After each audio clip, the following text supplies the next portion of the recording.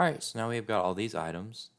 What I've found is there's actually another way you can actually enter the data. You don't actually have to come to the tracker. And there's also a other way to actually view all your items. Now to do that, I actually put it all in a wiki page. Okay, so let's create a wiki page. Okay, we'll just call it product instruction.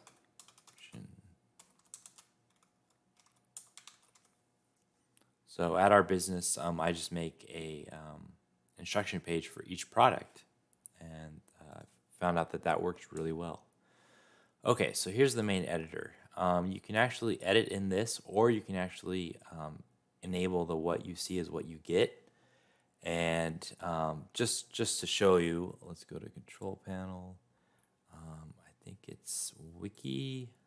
Can't remember where exactly it is. Tools. All right. I'll just type it up here. What you see is what you get. Okay. Let's enable the full editor. Hit apply. Okay, so now if we go back to our wiki page, let's create a wiki page again. Product instructions, create page. Okay, so now we're actually in the what you see is what you get wiki. And there's some bugs with it, but for the most part, it works pretty well. So I'll put this page will instruct how to make the product. Okay, and then I'm gonna make it number 3, so we'll say pre-mold. Okay, now you can actually do it this way where you actually see what you're getting, or if you hit this pencil, you can actually switch to more of the wiki syntax version. Oh, and before we continue, let me actually turn on something called Code Mirror. It'll make it a little bit easier to read what we're typing in. It actually adds some syntax highlighting. So to do that, you go to Control Panel. We're going to type in Code Mirror. Okay, and we're going to check this box, and we're also going to put it on by default. And then we're going to hit Apply. Okay. It still doesn't look like the syntax is highlighting. So if that's the case, I think we need to go to set. You know what, let me save this, make sure. I keep forgetting to save it. Okay, so now we go to settings, control panel. Let's see. Oh, yeah. We just need to go to system cache, and let's clear all the caches. I've noticed when I'm having any issues with anything, I actually just come here and clear the caches, and it actually works pretty well. It usually solves most of everything. Okay, so now let's go back to the list pages, product instructions. So if I edit, okay, it's still not there, so I'm going to do Control F5. There we go. Now it's highlighting the right way. And again, if you want to go back to the what you see is what you get, you just click on this little pencil. And there you go. I'm going to stay in the wiki syntax area, editor, machine info. Okay, and I'm actually just going to copy this. Oop. Wrong button.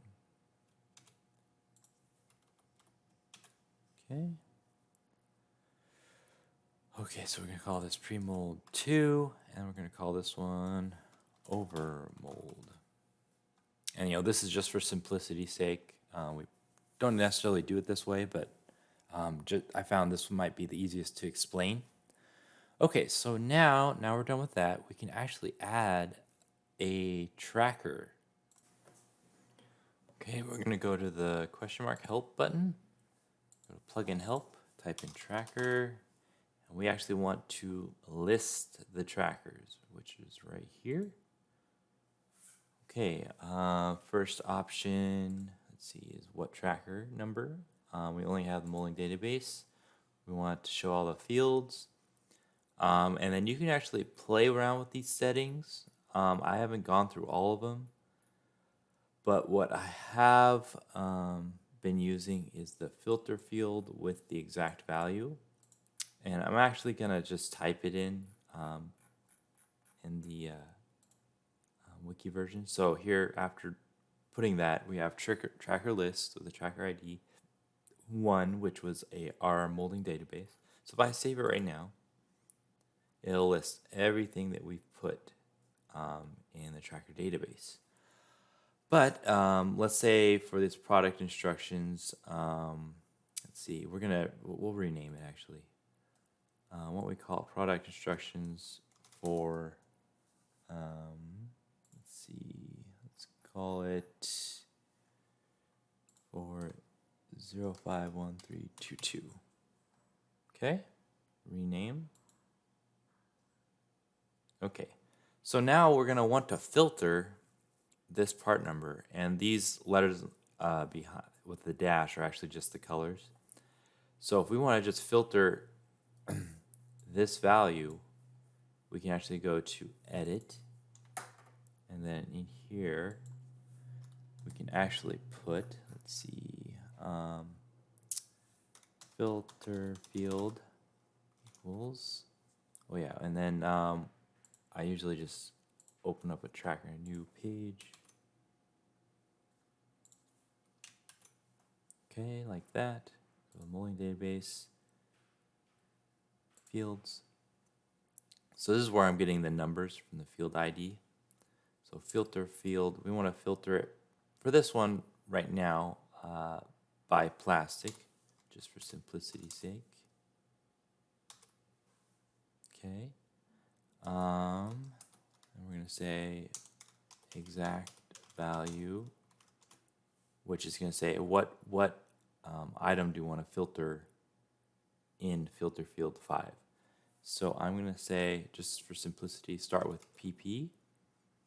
Okay, so let's see what that looks like. Oh, let me finish the quotation. There we go. Save. So now we're only showing the item that had polypropylene plastic. Okay, and then let's go ahead and create another tracker. Let's say the next one we wanted to do it with polyurethane. Save. Okay, so now it filters only the one with polyurethane. Edit. Let's get rid of that. There we go. Okay, so the last one, we'll just say TPR. Okay, hit save. All right, so for this one, I actually had 2 plastics, which were TPR. Okay, so that's how we filter that. And then the next thing is, let's say we only want to filter for this field or this product. We can actually filter by 2 separate fields. And in order to do that, we're going to go to edit, and we're going to actually add a semicolon. And then we're going to go and see, we want to go by the part number over here. So that's field ID 3. So now you can just correspond it to the exact value and put a semicolon. And we want to say it has to be filtered by the polypropylene and the part number. And so let's look at the items real quick, because I can't remember exactly what part number. Oh yeah, part number's up here actually. 051322.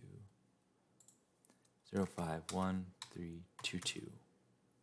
Okay, and items. Let's see. This first one.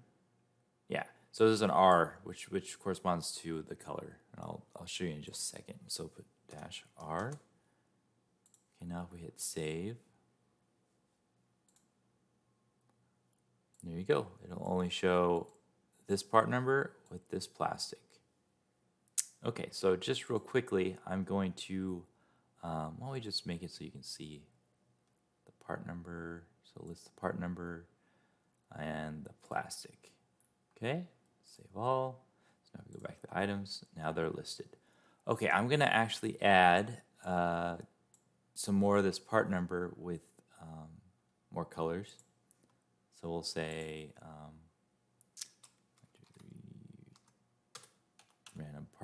random work order number. Part number is going to be 051322 dash, say G for green, machine 3, plastic is, let's just say TPR. So 390, 380, 370, create. All right, so now what happens if we actually want to use, how would we filter both of these? Since they've got a different letter in the back. In order to do that, you'd go and you'd actually put, let's see. Okay, we're gonna type or, put in parentheses, comma, and then the other part number we want to filter by. Okay. So now we have exact value with polypropylene, and then also any items that include these. So we'll hit save. Oops, no records found. Did I type something in wrong? Oh, forgot the parentheses in the end. Okay, hit save. Okay. What's going on? Did I do that wrong?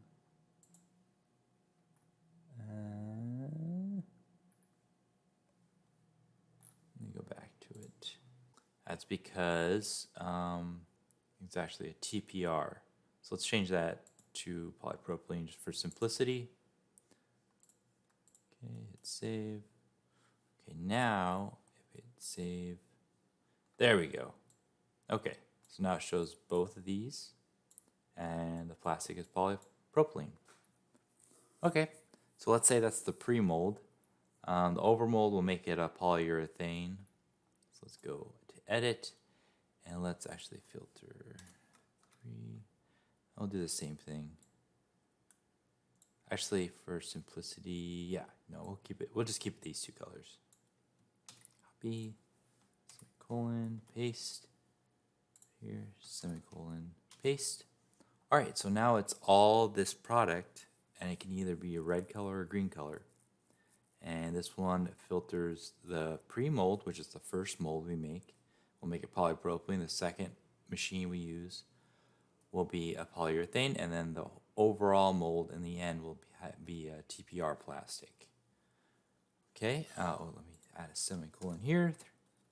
Okay, all right, hit save. Okay, so we don't have any values for this because the other part numbers are only, or the part numbers are only for polypropylene. Okay, so I'll refresh this. There we go. All right, so we got all 3 of our molds. So this ends the second part of my first Tiki Wiki tracking tutorial. Boy, that's a hard sentence to say. I might need to change that. If you enjoyed this video or found it helpful, please give me a thumbs up. And if you have any questions, feel free to ask in the comments below, and I'll try my best to answer them. I plan to come out with more tutorials in the future, so subscribe if you'd like to be notified, and thanks for watching.